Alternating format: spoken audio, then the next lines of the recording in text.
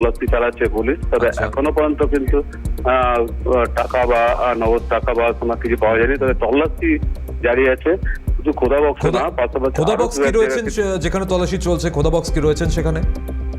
তবে খোদা বক্স আছে, কিন্তু তাকে জিজ্ঞাসাবাদ করছে। তবে এখনো পর্যন্ত তার বাড়িতে তল্লাশি করছে, তাকে কিন্তু এখনো পর্যন্ত কিছু পাওয়া যায়নি।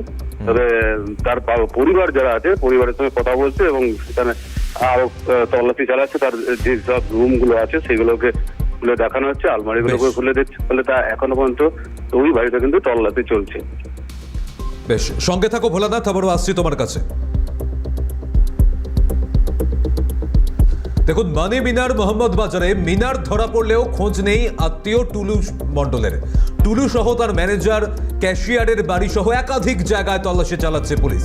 আধিকারিকদের তল্লাশি অভিযান চলছে। মিনারের পেট্রোল পাম্প খোলা, পাশে গাড়ির লাইন। সূত্রের খবর কয়েকশো ট্রাকের মালিক এই টুলু মণ্ডল। ভোলানাথ চক্রবর্তী প্রতিনিধি রয়েছেন আমাদের সঙ্গে। ভোলানাথ, মিনার ধরা পড়লেও এখনো পর্যন্ত এই আত্মীয় টুলুর খোঁজ নেই। ইতিমধ্যেই টুলুর মানে ঘনিষ্ঠ যারা রয়েছে তারা পুলিশের স্ক্যানারে তল্লাশি অভিযান চলছে। এই বিষয়ে সম্পর্কিত কি তথ্য তোমার কাছে রয়েছে? দেখো, এখনো পর্যন্ত টুলুর কিন্তু খোঁজ নেই, যেহেতু টুলু মন্ডলের খোঁজে কিন্তু পুলিশ ইতিমধ্যে লুকআউট জারি করার প্রস্তুতি নিচ্ছে। ফলে সে যেটা জানা যাচ্ছে সে হয়তো দুবাইতে আছে।